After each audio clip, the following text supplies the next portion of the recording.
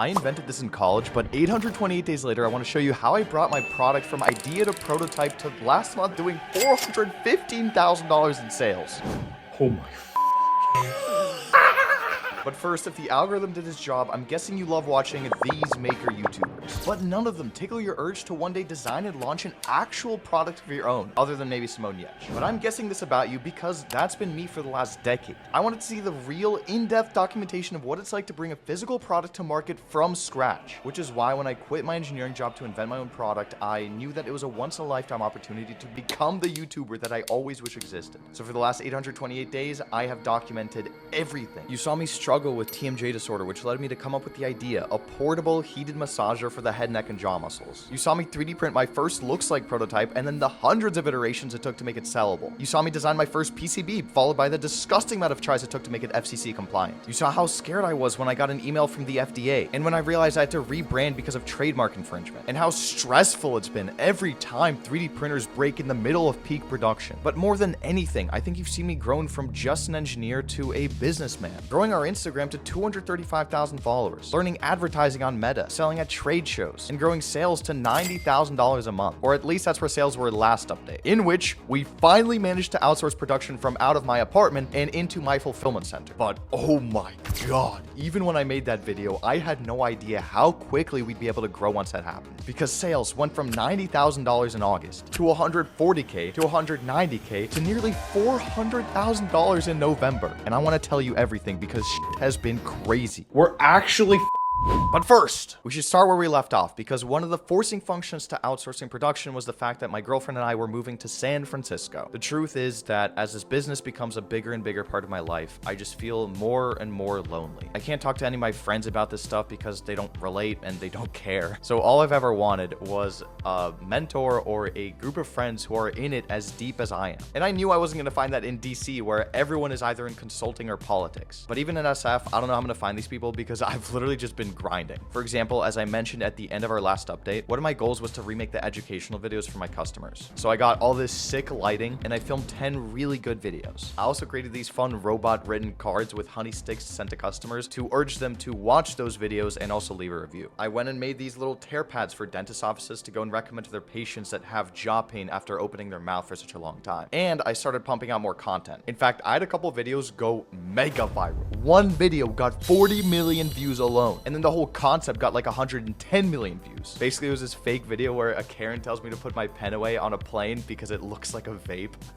It was insane. Like, literally random strangers now recognize my product and me because of that video. I've never had that happen before. But none of those things were the reason for our recent growth. In fact, I felt very lost because I truly believe that focus is the #1 priority as a founder. You need to dedicate 80% of your time to the one thing that's going to impact your business most, the constraint. But it felt like I was paralyzed at a fork in the road because I didn't know what to actually focus on. On the one hand, there's the product side of things. 3D printing has gotten me so far, but I knew that at some point I would need to design a version 2 of the product that's injection molded and produced overseas. So I started dipping my toes into this, playing around with designs, talking to some industrial designers, contacting factories. It could also finally mean buttoning the product up, like getting it certified to sell internationally, maybe even registering with the FDA to market as a medical device. But then why have this one product, right? The best e-commerce businesses have upsells and downsells and accessories and repurchasing. I have none of that. So maybe that's what I should be doing. Long term, for example, I want to start building Your TMJ Pen Pro, a tool that's designed for practitioners who want to use it in their office. And oh my god, speaking of selling to doctors, I also knew that the future of this business was building out a massive affiliate network. Dentists, massage therapists, PTs, chiropractors, all of them recommending my product to their patients. For one, I wouldn't have to pay them the $100 per sale that I have to pay Meta. And plus, once you're in with practitioners, it's a lot harder to get knocked off. It makes the business really robust and potentially sellable down the line. But this would be a monumental task, especially for a guy like me who doesn't know shit about sales. But then there's the ad side of things. Ads are what got me to $90,000 a month in sales. And the reality is I only had like 3,000 customers at the time. There are millions who suffer from chronic jaw pain in the US alone. So it's not hard to imagine that if I go all in on making ads and scaling ad spend, I'd be able to grow the business. But even within that, do I try to build out a network of user-generated content creators who make videos for me? Or do I hire an editor and go all out on making ads in-house? And then there's the website optimization side of things. How could I raise my conversion rate or email sign-up rate? All of that could have a massive impact on sales. Like, do you see the problem? Do all of those ideas not sound super good?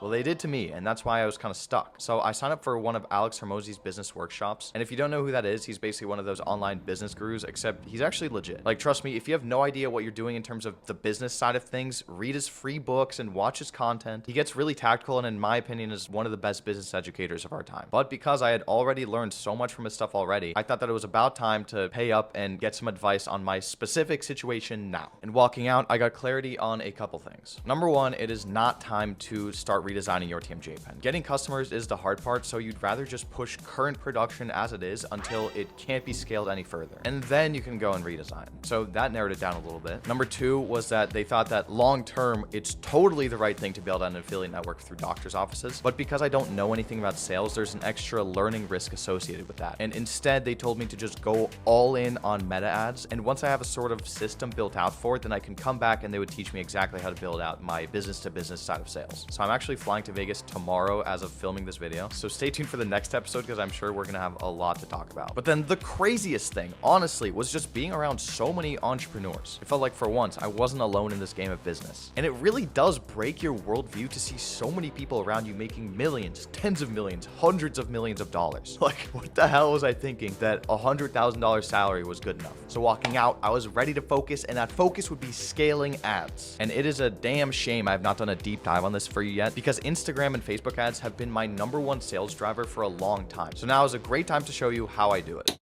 All right, so here is my meta ads manager. I know it looks like a Millennium Falcon cockpit, but I swear ads are actually really simple. None of these metrics matter. All I do is just pump out a ridiculous amount of ad concepts and then let the AI spend on whatever gets results. The more an ad spends, the better it is. And all you do is look at the overall cost per sale to see if things are going well. So you can see we spent an average of $86 to get a sale, but the hard part is actually scaling up ad spend without blowing up this number. You can see in August, we spent $24,000 on Meta. In September, we spent $32,000, October was nearly $60,000, and then November was $90,000. And the way you do this is by testing more and more ad concepts. My system for that is this. I have a big old list of ideas, both for ads as well as videos that I'll actually post on Instagram and YouTube. So the baseline is I post 1 video a day on my social media. Those get tested as ads here too. And some of them actually do really well. But then there are the ad specific concepts. For example, here's an ad of a bunch of people reacting to using your TMJ pen at a trade show. But here's the key. I actually have no idea what variation of this ad will do better. You know, everyone knows that the first 3 seconds here are the most important. So is it better if this reaction is first, or maybe this reaction, or this caption? Well, I don't know, and I don't want to guess, so I run all of them. This is called split testing, and as you can see, Meta picked one, and boom, it has become the biggest spender in my account. Or look at this one, comparing your TMJ pen to the competition. Clearly, that caption works a lot better than this one, and I had to test it to find out. The same goes for statics or image ads. You have a concept and then you make a ton of variants out of which the AI will pick the best performer by spending the most on it. Then you go and take those learnings and apply it to new concepts, trying to just do more of the stuff that works. Simple, but not easy, because just look at all of these tests. Dozens of concepts equaling hundreds of ads a month. And to make this easier on me, I did a couple things. First of all, I got an editor who helps me take care of around 15 concepts a month, where I still have to do the ideation and scripting. Then I have a creative agency who generates 4 concepts a month, but from scratch. Then I developed this testimonial format where basically I collect video testimonials from customers where I tell them the 6 key points that I want them to talk about that'll make for a good ad. That's another 5-ish a month. And finally, I have partnerships with some influencers and UGC creators. Some of them are really big and they let me,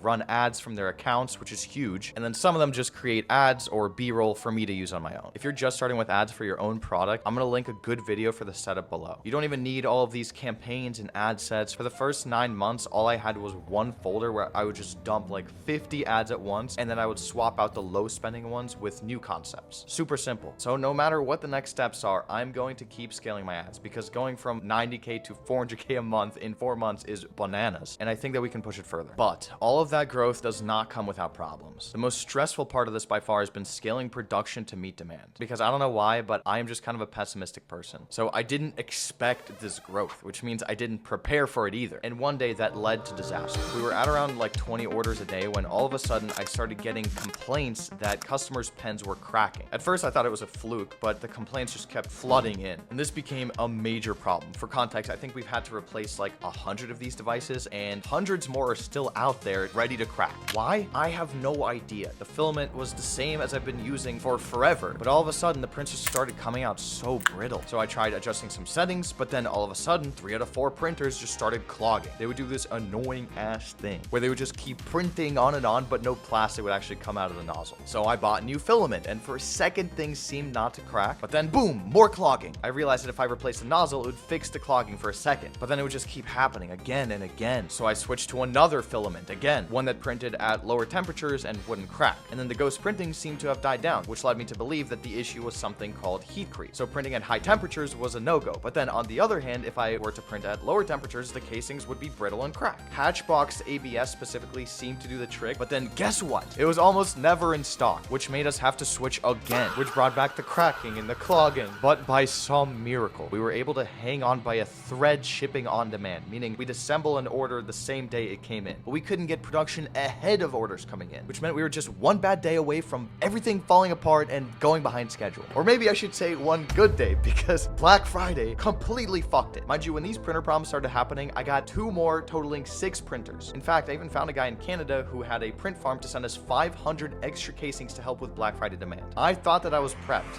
I wasn't. Before I tell you the bad stuff though, I want to tell you the good stuff, because this was my Black Friday virginity and it was magical. And I was going to take advantage of it across 2 fronts, email and ads. For ads, you already know I was just going to make a bunch of videos letting the world know that this was the biggest discount of the year. And then I would go and also take the best performing ads of all time and just slap a caption on it that said $80 off for Black Friday. Similarly, the statics were just my best performing image ads with a Black Friday sticker on it. And they cooked, to say the least. We only had like a $30 customer acquisition cost compared to my average of $90. But then the other side of things was email, which is something I've kind of ignored up until now, other than the fact that I've been collecting emails with a pop-up on my website and doing basic email automations. But apparently I had collected over 13,000 emails of people who hadn't even purchased yet. So I crafted up some emails to send over the week of Black Friday and Cyber Monday, but I also decided to run a test a little earlier. And on November 16th, I did a marketing trick that I've always wanted to try, where you basically accidentally leak the Black Friday discount early to the entire email list, and then you apologize and you say that you'll leave it up for tonight because some people already used the code. Not the most ethical trick, but I wanted to try it, and that shit got $25,000 in orders in one day. That is insane. That is like double my previous record. And this should have given me pause. That day I should have gone and ordered another 2 printers at least, and a godforsaken amount of filament, and even more casings from the guy in Canada. But I didn't. So here's what happened next. I flew back to Philadelphia to see my family for Thanksgiving and be close to the warehouse in case that they needed me. I went and launched the ads and the emails, and for the next week we sold more pens than the entire last month, and then some. And for a second, things were going all right. I had warned people who bought that we would be around a week behind on shipping. That was acceptable. But all of a sudden, 4 out of 6 printers just stopped working. One was clogging, another one was cracking, another one wouldn't stick to the build plate. Day after day, we would just play whack-a-mole with these things, swapping nozzles, swapping cutting blades. One had a filament sensor break, one had a temperature sensor break, changing filaments. We just got farther and farther behind schedule. The current state is the product is totally on back order for the first time in like 6 months because we needed time to catch up. And not just that, but we're also out of stock. The boxes have like a 2-month lead time, and the shipment is only coming in on December 22nd, which is like 10 days later than it needs to be. The funny thing is that I always used to think that supply chain was so easy. Like, bro, it's not that hard. Just order a bunch of stuff that'll last you like 5 months and just don't worry about it. But now that we're selling 1,000 to 2,000 pens a month, supply chain is no longer easy. Even the circuit board, I didn't design it with this kind of scale in mind. So some of its components never have enough stock, meaning I have to go and individually order different quantities for different items at different times. It is such a pain. And from your position, you may say like, this guy's an idiot,